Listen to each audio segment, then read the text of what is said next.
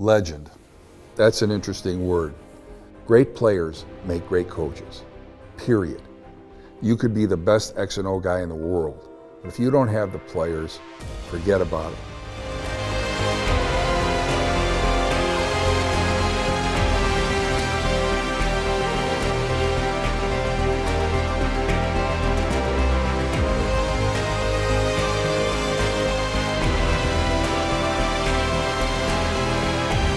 And great players need coaches that understand the mission. Chuck Kyle is the man whose story will be told for decades to come.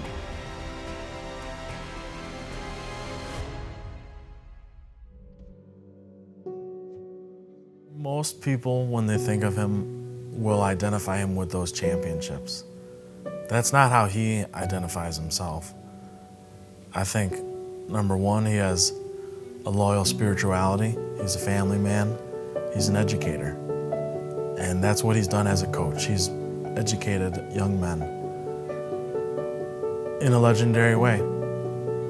There's no question. The impact he's had on young men's lives, the impact he's had on the school.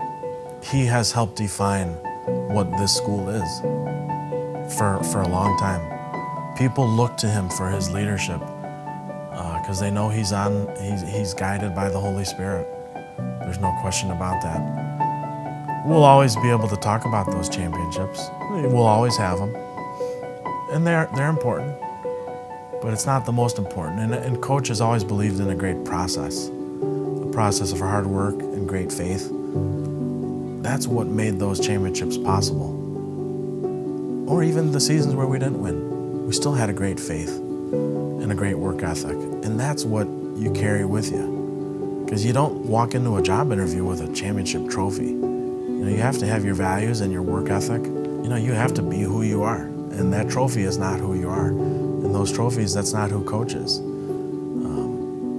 He earned those. The teams earned those. They worked hard. They were dedicated. But that, to me, that's only a small part of the legend. His commitment to his faith and to the school is really the legendary part, I think.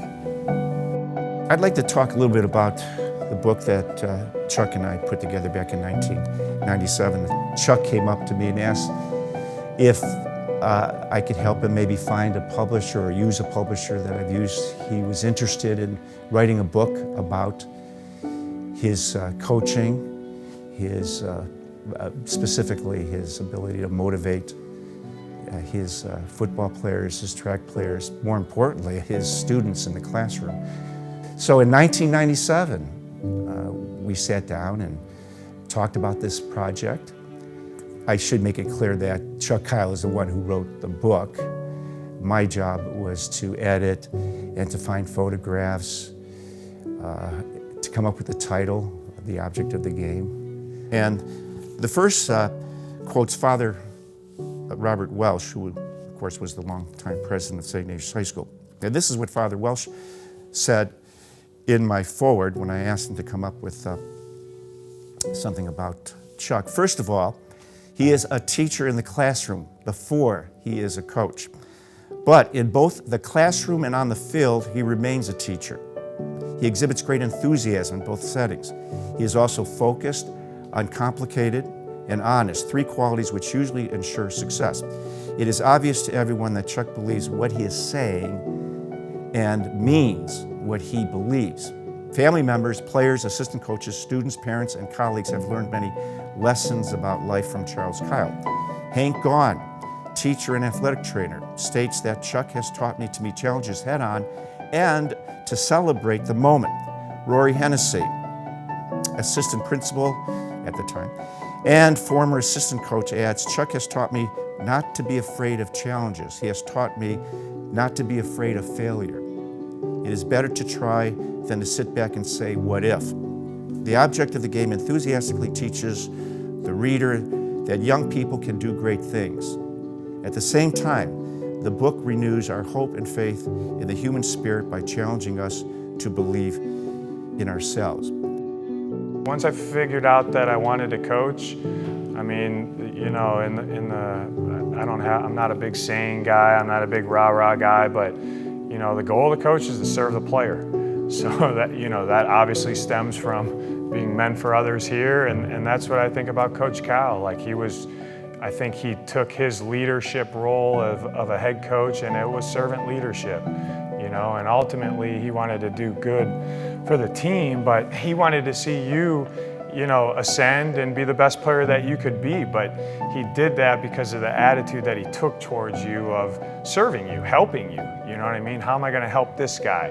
How am I going to help this guy? This guy's, you know, and you could be a backup, you could be the star player, Pat Massey, you could be, you know, a sophomore, Anthony Gonzalez, waiting his turn to come along and be a star player.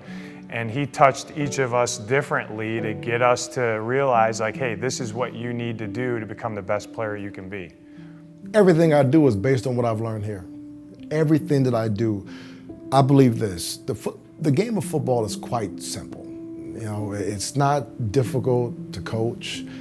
It's not overly difficult to teach. Now, there are some nuances and things of that nature. However, I'm a staunch believer that if you can build a better person, you can build a better football player. If you invest in people, the return will be, yes, they can play football more efficiently, more effectively. But if you go the inverse, you try to build a great football player and you overlook the processes, you overlook the elements of the person, that at the end of the day, that's ultimately going to be the glue that keeps them together. It's going to be the glue that not just keeps them together individually, but collectively within a unit. If you overlook those things, yeah, you may have a guy with great talent. You may have a guy with a tremendous amount of expectations. But at the end of the day, that player and that person will never, ever fulfill the true potential that they have. And that's one of the things that I've carried with me again with Coach Kyle in the process in which he's managed this program. There's nothing that I do that I haven't learned here. There's nothing as my role as a dad, and my role in business, my role in mentorship and leadership positions. There's nothing that I do that's effective that isn't rooted in the principles and the processes that Coach Kyle has given me. Wins the championships, I just don't think that'll ever be done again. What he put together here with football, I don't think ever gets done again. I just don't think you rip off that many wins, that many state championships, that many national championships in a state like Ohio, which is, you know, without a doubt, one of the top 5 states in the country for high school football at the Division I level. It's just not going to happen again. I mean, there was a moment in time, I think, where if you looked at a 30-year period, it was probably even shorter than that, but we had won like 11 state championships in a 25 to 30-year period. I mean, we were winning almost every 3 years. It was crazy, and I just think it's never going to happen again. Yeah, he's legendary. Just that's easy, right? I mean, the numbers speak for themselves, but I think it goes beyond that. He's the guy that no matter whether he was 14-1, 15-0 and winning a state championship, or 5-5 and didn't make the playoffs. Hey, trust me, he'd rather have the success and he'd rather have it for the kids than he would for himself. Every single role, from teacher to coach to husband to parent, I always see him. Is he always perfect? No, but he's always giving his best. He's always looking out for others. He's always trying to live that motto of this school and trying to be that person that you look up to and say, hey, you know what? That's what I want to be. That's what I want to do. I'm not thinking back right now. I'll be an old, not yet, but someday I'll be just some guy sitting in a rocking chair and then maybe I'll reminisce. I've never lived that way. I have, maybe to a fault, I've lived my life kind of like I had these blinders on, and I go, and I just keep going. And I don't have eyes in the back of my head, so someday I'll look back. I don't look back right now. This is this season. To me, every season is like a new book. You're writing a new book with different characters. Is it going to be a comedy? Is it going to be a tragedy? What is it going to be? Well, we'll see. But you have to work your way through the book. And that's the exciting part of it. And that's what I've always been. So I'm not looking back right now. I've got this season ahead of me. I really, truly shudder when people say, well, oh, this will be the season, this will be just the bon voyage party, or whatever you want to call it. No, this is their season. This is these players' season. And nothing will get in the way of that. Nothing will get in the way of their season. That's how I've always coached, and that's what I'm going to do. And so it's not this farewell tour. Some people call it that. I do not want, that's not what I'm looking at. I'm looking at, it's their season, and I want to make sure I coach the best I possibly can. Chico and I had a meeting scheduled with the administration. And the night before, Chico texted me. He said, hey, I'd like to meet with you tomorrow before our meeting, if that's okay. And I said, of course, just name the time and I'll be there. He said, okay, 7:30, your office. I said, okay. So he came in, sat down, and just gave the news that said, I'm going to be retiring, and I've asked the administration to offer you the position of head coach, and I hope that you accept it. And I said, I will. I didn't have to think about it. It was important for me to hear from him.